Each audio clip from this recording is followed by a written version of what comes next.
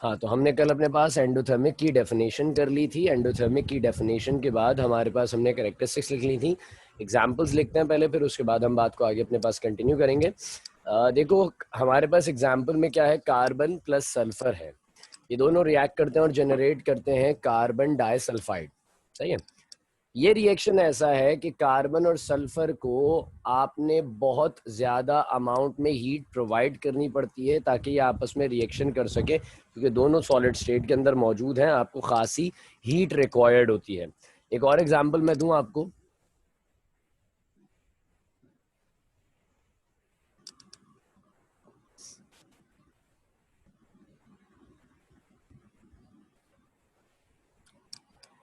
H2 plus I2 और फिर reaction के बाद है आपके पास 2HI, यानी कि हाइड्रोजन और आयोडीन को आपने रिएक्ट कराया and you will get a thing which is hydrogen iodide. You will get a thing which is hydrogen iodide. बात यहां तक मेरी समझ रहे हैं? ये केमिकल रिएक्शंस ऐसे हैं कि इन केमिकल रिएक्शंस में आपको लाजमी तौर पर हीट प्रोवाइड करनी पड़ती है। बात यहां तक मेरी सब समझ रहे हैं? सर आप एक बार रिपीट कर ले। मैं बिल्कुल रिपीट कर देता हूँ। मैंने कहा कि ये दो केमिकल रिएक्शंस अभी हमने लिखे हैं एग्जाम्पल में अपने पास। इस एग्जाम्पल में कार्बन और सल्फर को रिएक्ट कराने के लिए हमें खासे अमाउंट में हीट प्रोवाइड करनी पड़ती है, जिसकी मदद से हमारे पास कार्बन डाइसल्फाइड बनता है। बात समझ में आ रही है? इसी तरीके से अगर मैं बात करूं नीचे वाले रिएक्शन की, जिसमें हाइड्रोजन और आयोडीन है आपके पास, इन दोनों को आपस में रिएक्ट कराया and we will get the hydrogen iodide. तो इस हाइड्रोजन आयोडाइड के बनने के अंदर भी हमारे पास खासी अमाउंट ऑफ हीट रिक्वायर्ड होती है। देखो अगर मैं नॉर्मल डेली लाइफ से कुछ एग्जांपल्स दे सकूं ना आपको, तो एंडोथर्मिक रिएक्शन कैसे होता है, जैसे आइस क्यूब होती है, बर्फ। बर्फ होती है ना, सबने देखी है बर्फ। वो बर्फ पिघलती है। वो बर्फ क्या होती है? वो बर्फ पिघलती है और पिघलने की सूरत में उस बर्फ से क्या होता है, उसको हीट मिलती है। वो हीट अपने अंदर एब्जॉर्ब करती है और फिर वो बर्फ से किस में कन्वर्ट हो जाती है, यानी कि सॉलिड से किस में कन्वर्ट हो जाती है, लिक्विड में कन्वर्ट होना स्टार्ट हो जाती है। हम जानते हैं ना कि सॉलिड स्टेट से लिक्विड स्टेट में जाने के लिए क्या रिक्वायर्ड है, हीट। या गलत कह रहा हूं मैं?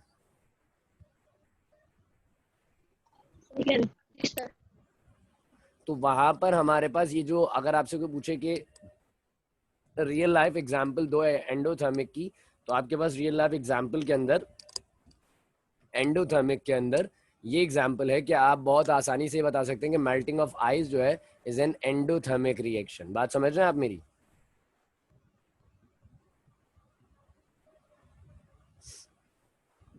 अब जरा मुझे इसकी मैं एक छोटी सी बात कोट करता चलूं। जैसे कि डेल्टा एच था हमारे पास, डेल्टा एच था। डेल्टा एच एक्सोथर्मिक में किस साइन के साथ था?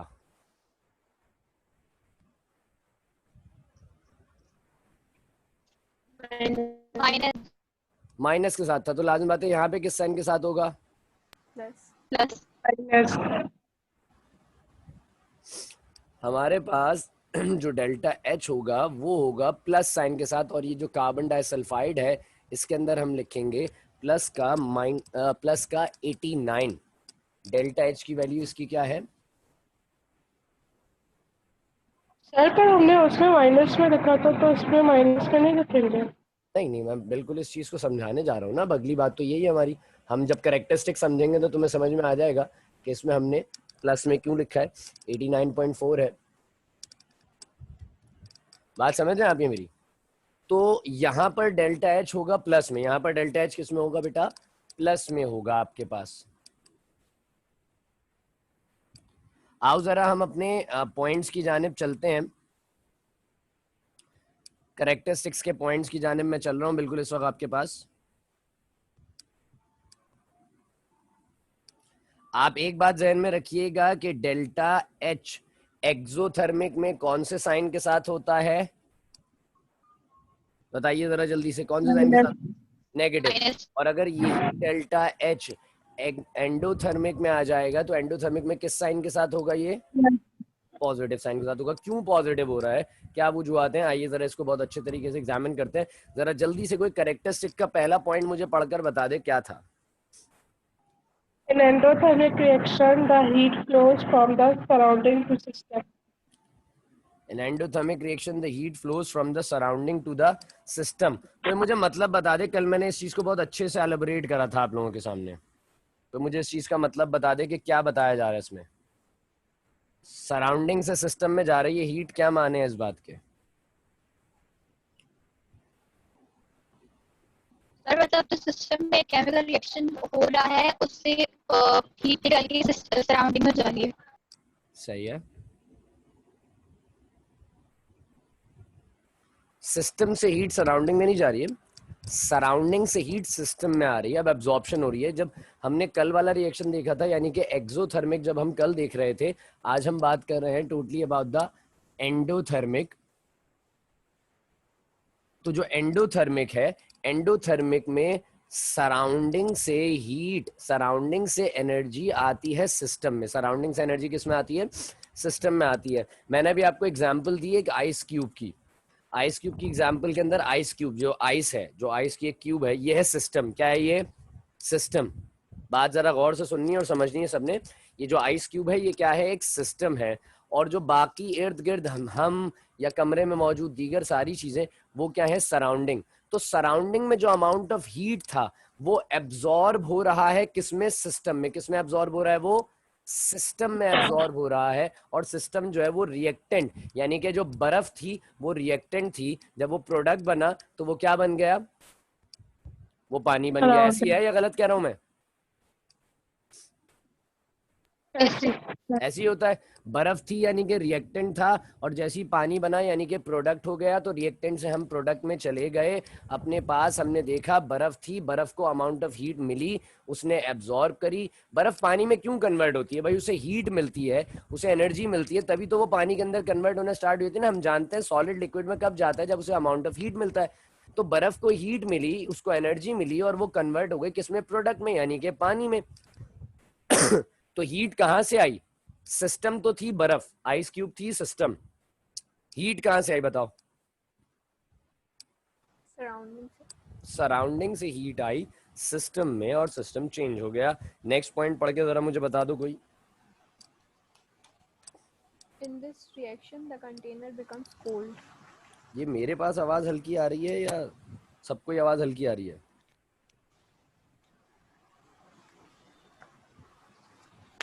In this reaction, container becomes cold. अब ये बिल्कुल सही आवाज। In this reaction the container becomes cold. भाई एक्सोथर्मिक में क्या था? एक्सोथर्मिक में क्या था? Container becomes hot. तो यहाँ क्या हो जाएगा? Container becomes cold. क्यों? क्योंकि भैया देखो वहां पर ना हीट रिलीज हो रही थी, हीट रिलीज हो रही थी, सिस्टम से निकल रही थी, सराउंडिंग में जा रही थी। तो आपको कंटेनर की आउटर लेयर हॉट फील हो रही थी। लेकिन अभी क्या हो रहा है? अभी सारी की सारी हीट इनटेक हो रही है, इनसाइड जा रही है, एब्जॉर्ब हो रही है। तो कंटेनर के अंदर आ रही है, यानी कि सराउंडिंग का जितना हिस्सा उसमें अब हीट नहीं बची, वो सारी सिस्टम के अंदर पहुंच गई, सिस्टम ने एब्जॉर्ब कर ली। तो कंटेनर कैसा रहेगा? ठंडा। कंटेनर कैसा रहेगा? ठंडा। बात ये समझ में आई जो मैंने बताया? Second point. आगे चलते हैं, थर्ड पॉइंट पढ़ दो जरा। बात समझ में नहीं आई?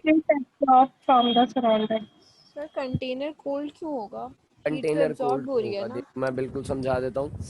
देखो ये था हमारे पास बेटा एक सिस्टम, सही है, इसमें से निकल रही है हीट। बात समझ ना मेरी? इसमें से हीट निकल रही है। इस कंटेनर, ये जो कंटेनर है किसी मटेरियल का बना हुआ है, इसके भी एटम्स, इसके भी मॉलिक्यूल्स होंगे, उनके बीच में से जब हीट पास होगी, उनके बीच में से जब हीट रिलीज होगी, आप कंटेनर को इस डायरेक्शन में पकड़ने वाले हैं। अभी ये कंटेनर है, आप इसको बाहर की लेयर से पकड़ने वाले हैं। हीट बाहर निकल रही है, हीट बाहर निकल रही है, आप इसे बाहर की लेयर से पकड़ने वाले हैं। बात समझ आ मेरी? हीट क्या हो रही है? बाहर निकल रही है, आप इसे बाहर के हिस्से से पकड़ने वाले हैं। हीट बाहर निकल रही है, आप इसे बाहर के हिस्से से ही पकड़ने वाले हैं।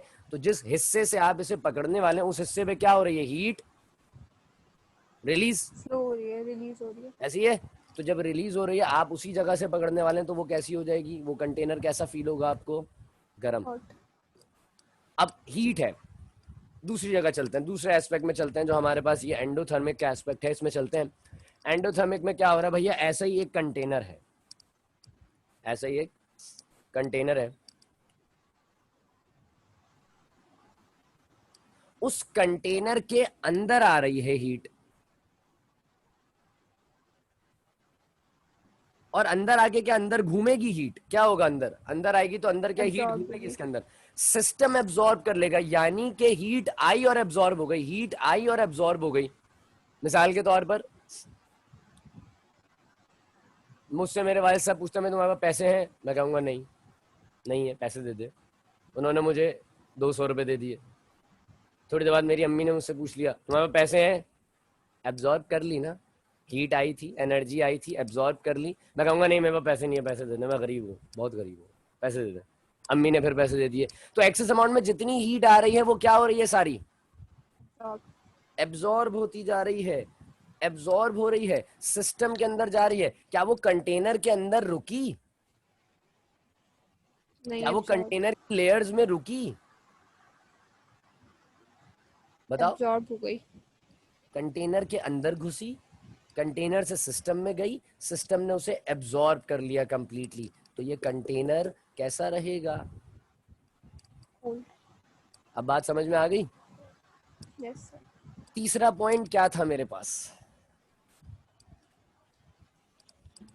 Heat flows Heat is from the absorbed surrounding, from the surrounding. Heat is absorb from the surrounding. भाई हीट जो एब्जॉर्ब की जा रही है वो कहाँ से आ रही है, वो किधर से आ रही है, जो हीट एब्जॉर्ब की जा रही है वो आ रही है बेसिकली सराउंडिंग से। तो ये थर्ड पॉइंट क्या है, कहा जा रहा है हीट जो एब्जॉर्ब कर रहे हैं वो आप करेंगे सराउंडिंग से, उसके लिए और कोई जो है वो एक्सटर्नल सिस्टम नहीं लगाया हुआ, वो बेसिकली सराउंडिंग से एब्जॉर्ब की जाएगी हीट। आगे चलते हैं।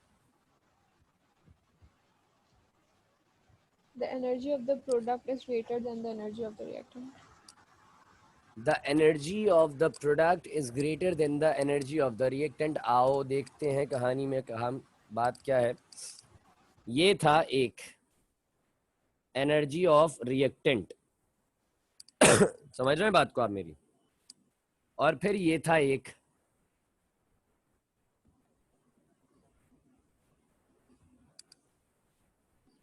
ये क्या है, एनर्जी ऑफ द प्रोडक्ट। किसकी एनर्जी ज्यादा है, ईपी मतलब energy of product, E R मतलब एनर्जी ऑफ रिएक्टेंट। किसकी एनर्जी ज्यादा है, रिएक्टेंट की या प्रोडक्ट की। प्रोडक्ट। अब देख रहे हैं ग्राफ में, देख रहे हैं मैंने कुछ नहीं कहा, मैंने तो एक सिंपल ग्राफ बनाया जो कि ग्राफिकल प्रेजेंटेशन है एंडोथर्मिक की, मैंने सिर्फ वो ग्राफ बनाया। तो रिएक्टेंट की एनर्जी ज्यादा है या प्रोडक्ट की एनर्जी ज्यादा है, total amount of the energy of the product is much greater than the energy of the reactant. तो प्रोडक्ट की एनर्जी ज्यादा है। अब क्यों ज्यादा है अगले पॉइंट में उसका जिक्र है, बता दो जरा जल्दी से मुझे। The difference in two energies is the amount of heat absorbed by the system. Reactant चला, एक रिएक्टेंट था, इसके पास कुछ अमाउंट ऑफ एनर्जी थी, ये रिएक्टेंट चला, रिएक्शन स्टार्ट हुआ। मैंने क्या कहा था, इस साइड पर आपके पास क्या है, एनर्जी, और जो आपका एक्स एक्सिस है इसके ऊपर क्या होगा, रिएक्शन होगा। यानी कि इस डायमेंशन में अगर कोई लाइन आगे बढ़ेगी तो रिएक्शन आगे बढ़ रहा है, इस डायमेंशन में अगर कोई लाइन ऊपर की जाने बढ़ेगी तो एनर्जी बढ़ रही है। तो देखो हुआ क्या, रिएक्शन स्टार्ट हुआ, रिएक्टेंट चल रहा है, एक ऐसा मुकाम आया जिस पर ये रिएक्टेंट ऊपर की जानिब चला। यानी कि अब क्या हो रहा है, अगर मैं यहां लेके जा रहा हूं तो रिएक्शन आगे बढ़ रहा है, लेकिन जैसे ही मैं इस जानिब ऊपर बढ़ा तो क्या हुआ, बताओ मुझे, इस जानिब ऊपर बढ़ा तो क्या हो रहा है, बताओ क्या हो रहा है। एनर्जी बढ़ रही है। एनर्जी बढ़ रही है, दैट्स गुड। यहाँ पर जब मैं ऊपर की जानिब उठ रहा हूं तो मेरे पास एनर्जी इंक्रीज हो रही है। क्या हो रही है, एनर्जी इंक्रीज हो रही है इस डायमेंशन में ऊपर। बात यहाँ तक क्लियर है, एनर्जी इंक्रीज हो रही है, और एनर्जी एक पर्टिकुलर मुकाम तक इंक्रीज। एनर्जी कहाँ से आई, किधर से आएगी एनर्जी, सराउंडिंग। ये हमने एब्जॉर्ब की है फ्रॉम द सराउंडिंग, ये एनर्जी हमने एब्जॉर्ब की है फ्रॉम द सराउंडिंग, और ये एनर्जी हमने एब्जॉर्ब की। एब्जॉर्प्शन होते होते होते होते होते हम एक मुकाम तक पहुंचे, और उस मुकाम पर ये जो रिएक्टेंट था ये बदल गया किसमें, प्रोडक्ट में। किसमें बदल गया, कैरेक्टरिस्टिक्स खत्म हो गई। अब एक बहुत छोटी सी एग्जाम्पल दे रहा हूं मैं, एग्जाम्पल को गौर से सुनना और सब जवाब देना, कोशिश करना सब जवाब देंगे तो अच्छी बात है, आपको खुद भी समझ में आ जाएगी। मेरे पास एक कूलर है, पानी का कूलर होता है, घर में होता है अक्सर, आपने देखा है पानी का कूलर, वो कूलर है पानी का ना। उस कूलर के अंदर 5 लीटर पानी आ सकता है, सही। वो कूलर फिलहाल भरा हुआ है। क्या हुआ है फिलहाल? कूलर किस सिचुएशन में? कूलर भरा भरा हुआ है।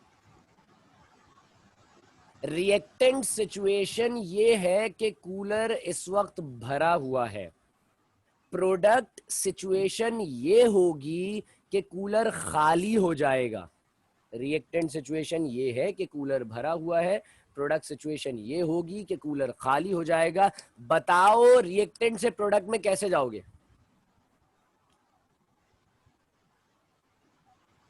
कूलर के अंदर जो पानी है ना, कूलर है एक सिस्टम, सही। कूलर के अंदर जो पानी है that will be called as an energy. Cooler के अंदर जो पानी है वो एनर्जी है बेसिकली ना। अब मुझे ये बताओ कि रिएक्टेंट में कूलर भरा हुआ है, प्रोडक्ट में कूलर खाली होना चाहिए, और अंदर जो पानी है वो एनर्जी है। बताओ क्या करोगे ऐसा कि कूलर प्रोडक्ट में पहुंच जाए?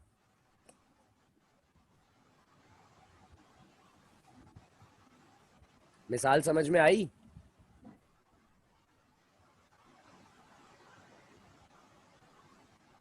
अल्लाह के वलियों, क्या हो गया तुम लोग? अपनी क्या जिंदगी में इधर उधर घूमते घूमते नहीं हो? कुछ काम वाम नहीं करते? कुछ भी नहीं समझ में आ रहा तुम लोगों को तो यार। क्या कहा मैंने सिमरन? जरा बताओ मुझे।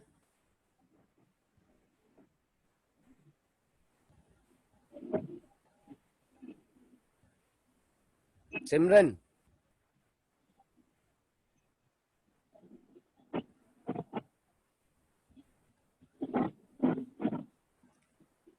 टाइम जाया करवा रहे हो यार तुम लोग। Sumaiya, Yes, Sumaiya sir. अली, क्या कहा मैंने मिसाल में? आपने बोला कूलर है जो फिल्ड है पूरा, उसका वो रिएक्टेंट है और प्रोडक्ट में वो खाली होना चाहिए, तो ऐसा सही क्या है। करेंगे कि रिएक्शन होगा? तो बताओ ना क्या करेंगे? नहीं समझ में आ रहा क्या करेंगे? वो मैंने कोई रॉकेट। एनर्जी है तो उसको खाली कर रिलीज देंगे। करवाना है, ये कौन आया था तो एकदम जल्दी खाली से? भी करवाएंगे। कौन आया था एकदम से इतनी जल्दी से? खाली कर देंगे, फौरन से खाली कर देंगे। तो मेरे बेटे जिस वक्त मैं पूछ रहा हूँ उस वक्त नहीं बता रहे। ऐसा लग रहा है मैंने तुम लोगों से कोई जो है वो क्वांटम फिजिक्स का क्वेश्चन कर लिया कि मुझे बताओ क्वांटम रिलम को किस डायरेक्शन में घुमाएंगे तो आप टाइम में आगे और पीछे ट्रैवल कर सकते हैं। अरे गलत क्यों होगा भाई? सिंपल सा सवाल है यार। मैंने पूछा एक कूलर है उसमें पानी भरा हुआ है, कूलर को खाली कर दो, मुझे कूलर खाली चाहिए, तो क्या करोगे? खाली पानी कर देंगे। पानी निकालोगे ना यार, अक्लमंदो, पानी निकालोगे ना उसमें से। तो पानी क्या था? एनर्जी। Reactant situation. मैं आपको कह रहा हूं कि ये एग्जाम्पल है एक्सोथर्मिक रिएक्शन की। एक्सोथर्मिक रिएक्शन एक ऐसा रिएक्शन होता है जिसके अंदर रिएक्टेंट अपनी एनर्जी लूज करता है, तभी वो प्रोडक्ट में कन्वर्ट हो सकता है। यानी कि वो कूलर था जिसमें एनर्जी के तौर पे पानी भरा हुआ था, फिल्ड कूलर था, मुझे एम्प्टी कूलर चाहिए, तो मुझे क्या करना पड़ेगा? तो खाली करना चाहिए। एनर्जी को रिलीज करना पड़ेगा, खाली करना पड़ेगा। तो मैं रिएक्टेंट से कहां पहुंच जाऊंगा? प्रोडक्ट। प्रोडक्ट में। बात समझ में आ गई? तो जब एनर्जी का लॉस होता है, जब लॉस ऑफ एनर्जी होता है, तो वो कौन सा केमिकल रिएक्शन होता है?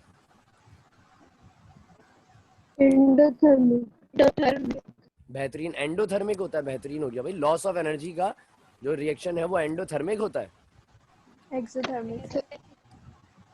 एक्सोथर्मिक होता है। और अगर मैं कहता कि कूलर खाली है, रिएक्टेंट सिचुएशन ये है कि कूलर खाली है, मुझे भरा हुआ कूलर चाहिए, बताओ क्या करोगे? उसमें पानी फिल करेंगे। पानी फिल करोगे। एनर्जी, पानी क्या है? एनर्जी।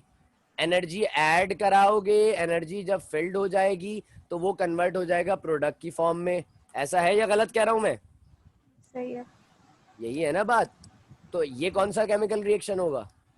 एंडोथर्मिक। एंडोथर्मिक। बात समझ में आ गई मेरे बच्चों? जी। इतनी छोटी सी मिसाल में इतनी तुम लोगों ने लंबी करवाई है यार, कसम से। चलो अब एक हेडिंग डालो, factors on which the factors on which the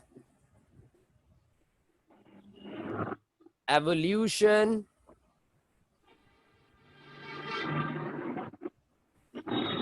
factors on which the evolution और absorption of heat depends. 1 minute दो मुझे जरा।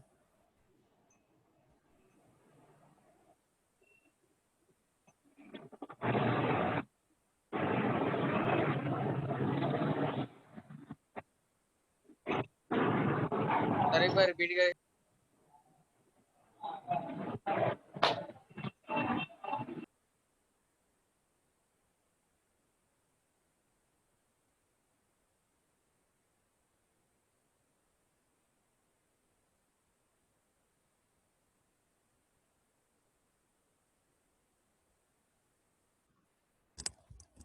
हाँ माजरत यार, एक फोन आ गया था। खैर हमने क्या कहा, factors on which the evolution और एब्जॉर्प्शन ऑफ हीट डिपेंड्स, यानी वो कौन से फैक्टर्स हैं जिनकी वजह से आपकी एवोल्यूशन ऑफ हीट यानी कि हीट की रिलीजिंग और हीट की एब्जॉर्प्शन डिपेंड करती है, कौन से वो फैक्टर्स हैं। आओ जरा लिख लेते हैं कुछ।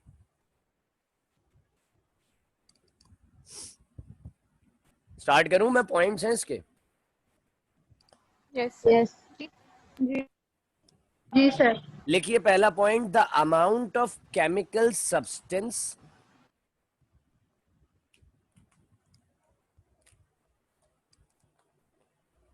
the amount of the chemical substance which is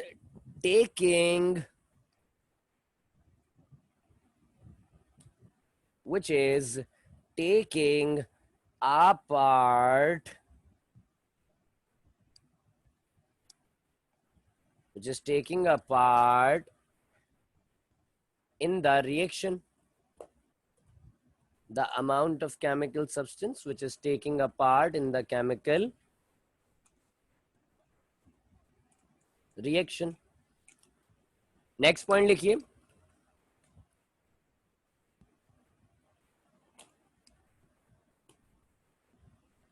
the physical state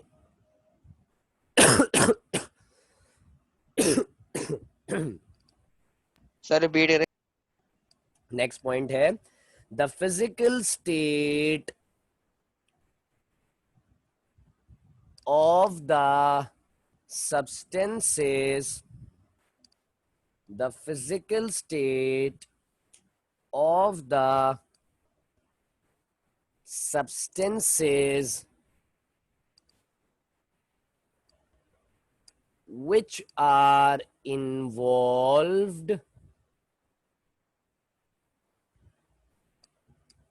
the physical state of the substance which are involved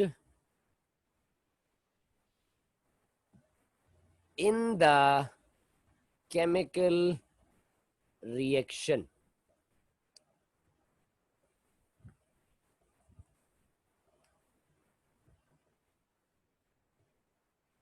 हो गया?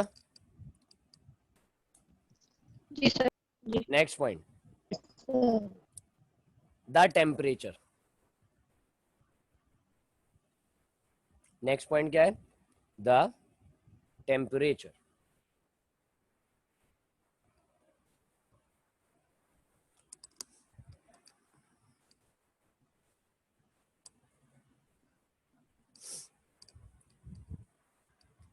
बात स्टार्ट करें? हो गए तीनों पॉइंट्स?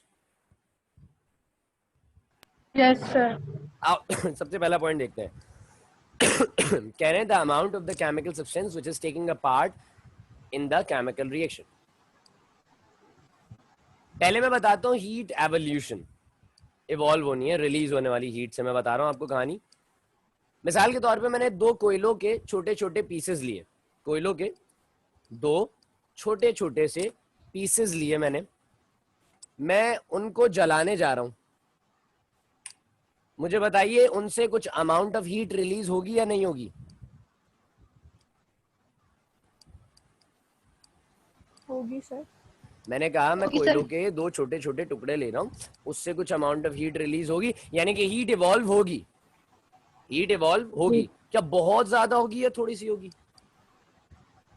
ज्यादा होगी सर। थोड़ी, मतलब जितनी हमने उसे जलाने के लिए प्रोवाइड किया उससे तो ज्यादा हीट वो हमें प्रोवाइड करेगा। चलो अच्छी खासी हीट प्रोवाइड कर रहे हैं ये दो छोटे छोटे टुकड़े। अब मैंने इतने सारे कोयले ले लिए, इनको जला रहा हूं। मुझे बताओ जलने के बाद ये ज्यादा हीट इवॉल्व करेंगे या वो दो छोटे छोटे टुकड़ों ने हीट ज्यादा इवॉल्व की थी? कौन करेगा ज्यादा इवॉल्व? जो ज्यादा है वो ज्यादा करेंगे। The amount of substance which is taking a part in the chemical reaction, if the amount of substance is less, so the heat absorption or the evolution is much less. If the amount of substance is high, is big, so the heat absorption or evolution is much be big. बात समझ रहे हैं आप मेरी? Yes sir. तो amount of substance के बाद हमारा नेक्स्ट पॉइंट क्या था? The physical state. The physical state, मिसाल के तौर पर HCl, हाइड्रोक्लोरिक एसिड, खतरनाक एसिड होता है या ऐसी अच्छा एसिड है? खतरनाक। खतरनाक। लिक्विड स्टेट में इसे कहते हैं हाइड्रोक्लोरिक एसिड, गैसियस स्टेट में इसे कहते हैं हाइड्रोजन क्लोराइड गैस। दोनों स्टेट्स में खतरनाक है। मुझे बताओ अगर मैंने HCl लिया और HCl की एक क्यूब बना दी, जमा लिया उसको, HCl की एक क्यूब जमा ली, HCl नॉर्मल HCl किसी के ऊपर फेंका, किसी के हाथ पर गिरा दिया तो उसका हाथ जल जाता है। अगर उसी HCl की मैंने क्यूब बना दी, उसको सॉलिड फॉर्म में ले आया और उसको किसी के हाथ पे रखा, तो क्या उतना ही रिएक्शन होगा जितना वो लिक्विड गिरने पर हुआ था या कम होगा? What do you think? कम होगा। कम होगा। तो वो सॉलिड है, उसके मॉलिक्यूल्स सीज हैं, उसको रिएक्शन में आने के लिए मॉलिक्यूल्स को मूवमेंट में लगेगा टाइम। बात समझ रहे हैं आप लोग मेरी? Yes sir. जी सर। ये चीज बहुत मैटर कर रही है, ये चीज बहुत ज्यादा यहाँ पे मैटर कर रही है। हमारे पास फिजिकल स्टेट बहुत ज्यादा मैटर करती है किसी भी केमिकल रिएक्शन की। इसी के हिसाब से उसके अंदर से हीट की एवोल्यूशन और एब्जॉर्प्शन भी होती है, क्योंकि जब केमिकल रिएक्शन होगा तभी तो हीट इवॉल्व होगी या एब्जॉर्ब होगी। जब केमिकल रिएक्शन ही नहीं होगा तो हीट और इवॉल्व और एब्जॉर्ब होने का तो कॉन्सेप्ट ही नहीं है। फिर लफ्ज आता है टेम्परेचर। टेम्परेचर, कूलर वाली एग्जांपल दे रहा हूं दोबारा से जरा। मैंने कहा कि एक कूलर था, एंडोथर्मिक के सेंस में बात कर रहा हूं इस वक्त में, एंडोथर्मिक। मैंने कहा कि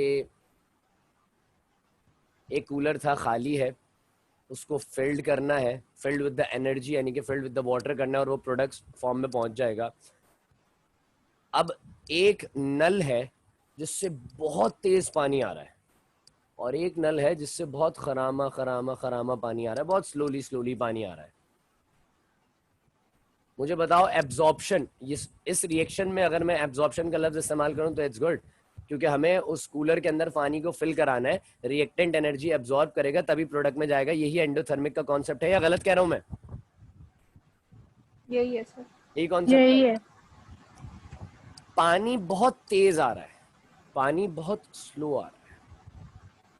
मुझे बताओ एंडोथर्मिक रिएक्शन में एब्जॉर्प्शन मैटर करती है, कौन से नल से एब्जॉर्प्शन ज्यादा जल्दी होगी? तेज आने वाले या स्लो? अगर मैं तेज वाले से लगाता हूँ रिएक्शन फौरन कंप्लीट, एब्जॉर्प्शन ज्यादा हो गई। फैक्टर डिपेंड कर रहा है कि आपका टेम्परेचर ज्यादा है, आप ज्यादा हीट देंगे ज्यादा एब्जॉर्ब होगी, आपने कम हीट दी कम एब्जॉर्ब होगी, रिएक्शन देर से होगा। बात समझ में आती है या नहीं? जी सर। हीट एब्जॉर्ब करानी है ना, तो ज्यादा हीट देंगे तो ज्यादा एब्जॉर्ब होगी, कम हीट देंगे तो कम एब्जॉर्ब होगी। बात यहां तक सबको समझ में आ गई मेरी? जी सर। अच्छा चलो अब हम जरा आगे की जाने बढ़ते हैं अपने पास। देखो थर्मोडायनेमिक्स जो है, जो हमने पहले दिन पढ़ा थर्मोडायनेमिक्स के बारे में, इस थर्मोडायनेमिक्स के अंदर कुछ बहुत अहम लफ्ज हैं, कुछ बहुत अहम टर्म्स हैं, कुछ बहुत अहम चीजें हैं जिन पर हम डिस्कस करते हैं। उन अहम चीजों में है सिस्टम। सिस्टम क्या होता है कोई बताएगा मुझे? आसान अल्फाज में डेफिनेशन। केमिकल रिएक्शन हो रहा हो, जो केमिकल रिएक्शन हो, जिसमें नहीं, वो तो एपरेटस हो जाएगा, आपका सराउंडिंग में आ जाएगी वो चीज। जो केमिकल रिएक्शन है, जो ऑब्जर्व्ड है फॉर द डिटेल स्टडी, वो है आपका सिस्टम। तो सराउंडिंग क्या होगी?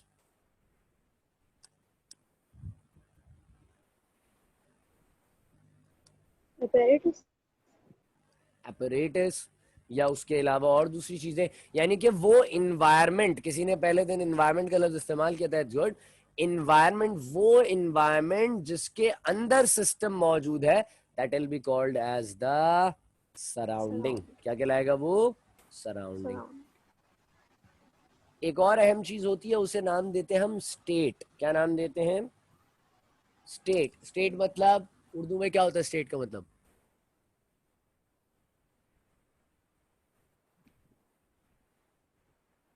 तुम लोग पढ़ के आए हो? पिछली क्लास से नहीं पढ़ के आए हो? स्टेट्स ऑफ मैटर भाई, चैप्टर नंबर 2 पढ़ रहे हो, अभी भी पढ़ रहे हो तुम लोग तो। स्टेट माने क्या जी होता जी है? सर। ये वो वाला स्टेट नहीं है, रियल स्टेट। तुम लोग वो समझ रहे थे क्या? स्टेट बेटा, STAT, स्टेट क्या होते हैं इसके माने?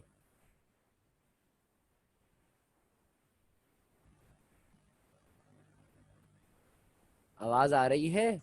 सर वो सॉलिड लिक्विड या गैस है वो तो इसलिए। स्टेट के माने क्या होते हैं? कंडीशन। क्या बोला? मैंने सुना नहीं।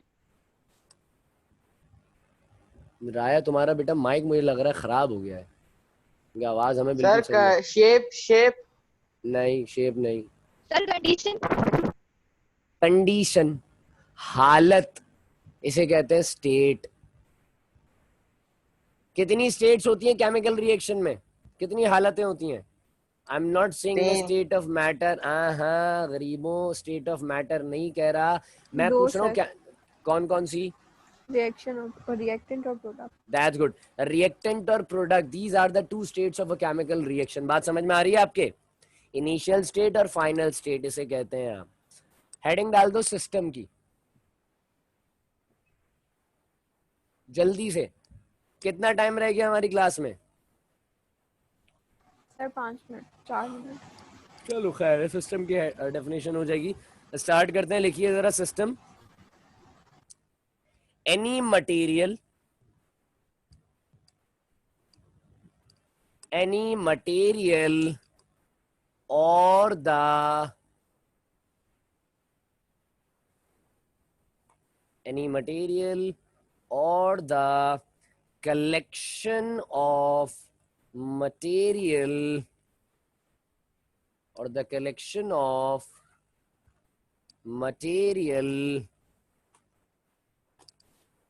which has been separated, which has been separated for the purpose, start से बता रहा हूँ, any material or the collection of material which has been separated for the purpose of detailed study, for the purpose of detailed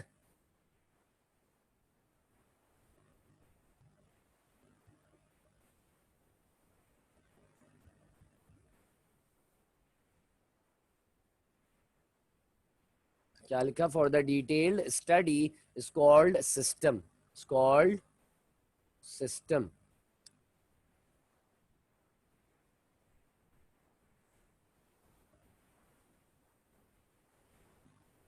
लिख ली सबने definition? Yes sir. फिर इंशाल्लाह हम लोग सिस्टम से अपनी नेक्स्ट क्लास में स्टार्ट करेंगे। तुम लोग की अगली क्लास कितने बजे? 5 बजे जैसा 4:40 पे? 5 पे जैसे। अभी टाइम है इसका मतलब फिर तो हमारे पास। चलो खैर, एक्स्ट्रा क्लास थी तो छुट्टी कर लो आज तुम लोग जल्दी। दिस थिंग इज के सिस्टम है, और सिस्टम की कुछ टाइप्स भी हैं आपके पास। जरा उनको बहुत अच्छे अंदाज में आप देखिएगा, पढ़ के रखिएगा, इंशाल्लाह हम बात करते हैं।